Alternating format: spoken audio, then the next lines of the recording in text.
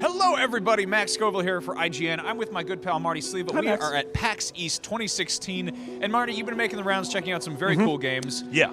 We are kind of in the post Dark Souls 3. I mean, a lot of people are still playing it, but you know that's a series of games that people get really sucked into, and then they're left just broken. Oh, yeah, totally. The but game's also begging for more. Yeah, the games break you, but you sort of finish them, and you're like, what is life after Dark Souls Right. like?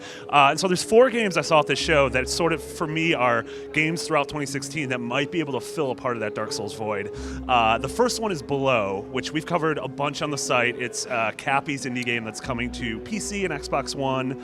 It's that sort of very atmospheric, gorgeous, top-down roguelike where, you know, Cappy's the dudes who did Sword and Sorcery and Super Time Force. And this is a game we've covered a bunch on IGN, but it still looks gorgeous. It's still like wildly punishing. When you die, you become another stranger who comes to this island. And everything I've played so far, it has that like slow-paced sword and board, like slowly discover the mysteries of this world, telling a story through atmosphere and everything. Really cool. I love how small you are in that game. Like it really just kind of drives home the fact that you are overwhelmed by your environment. Yes, absolutely. And it's one of those things like your death is meaningless. Yeah. And also, that is a game that is just awful to play at PAX because Yes. it is such an crazy atmospheric sound, yeah. amazing soundtrack. Yeah. And you have this cacophony of PAX behind you. You've got somebody blasting dubstep and shouting behind you. Yeah, It doesn't work so exactly. After that, there's a game called Eider, which is coming to PC and PS4. It's at the PS4 booth as well. This is an indie game. Its perspective is a little bit like Diablo, but it has some of the most gorgeous pixel art I've ever seen. Like, hopefully we're showing footage of it right now, and it's absolutely stunning. And this is based in Norse mythology, and you play this this shield handmaiden, and you're going across the Norse, you know, the mythological world of the Tree of Life, the Yggdrasil. Yeah. I went to college. I did an interview about this at Gamescom with nice. these guys making it, and I sort of casually like, oh, so what's the story here? And he gave me this like college thesis about Norse mythology. Yeah, I was in the beginning. Oh, well, that answers my question, I guess. Answers literally everything. No, I played a little bit of this. Yeah.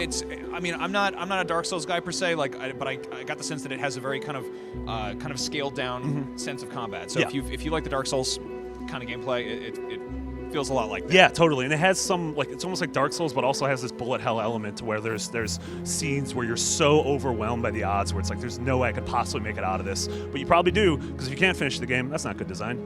Yeah. It's terrible design. Yeah. Third game is Death's Gambit, which we covered, I believe, at PAX Prime, but it's it's 2D side-scrolling. It looks more like Castlevania or more recently Salt and Sanctuary. But this is probably the most Dark Souls-y of any of these games, like legitimately to the point where a boss comes up and that same bar is there and you have the stamina meter and have the HP meter and everything. But this game really deals with scale in a really interesting way. Some of the bosses you fight are almost the size of like a Colossus from Shadow of the Colossus. Now, how would you say that the dodging works? Because obviously that's a big mechanic there. Yeah, but if you're in 2D, you've got kind of one direction to go. I mean, you have one direction, but you can also dodge through people, which is sort of a big thing in Dark Souls as well. So during a boss fight, if a guy's swinging his sword above you, you want to roll into him so that you roll to the other side of him to avoid the swing. Super tough. I was not able to get very far at the show, but this is an Adult Swim game coming later this year to PC and to PS4.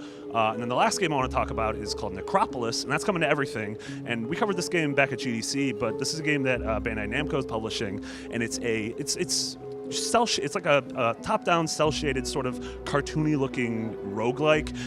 And so some of the combat and difficulties like Dark Souls, but the one big difference is that it's multiplayer. Okay. And so whereas Dark Souls... Is it cooperative or competitive? Yeah, or? it's cooperative. Okay. And whereas Dark Souls does have some of that multiplayer, like this is designed like, hey, you and 2 buddies are going to enter this dungeon, So you're going to die 1,000 times It's together. almost got like a level of gauntlet to it. Yeah, totally. Oh, yeah, that's a really good comparison, actually. And so I find that really interesting because Dark Souls does have that sort of camaraderie to it where you'll see these videos online of someone either invading a game or someone summoning in someone to help with a boss. But the idea that you can go through this entire game with 2 buddies is super cool, and that's something that down the road in either another Dark Souls game or another Bloodborne game, I'd really like to see From Software deal with something sort of purely multiplayer. Well, I think it's safe to say that we probably won't get another Dark Souls immediately next not for year. a little bit. So these games are coming out soon, and keep an eye out on them. And for all games coverage from PAX, keep it right here on IGN.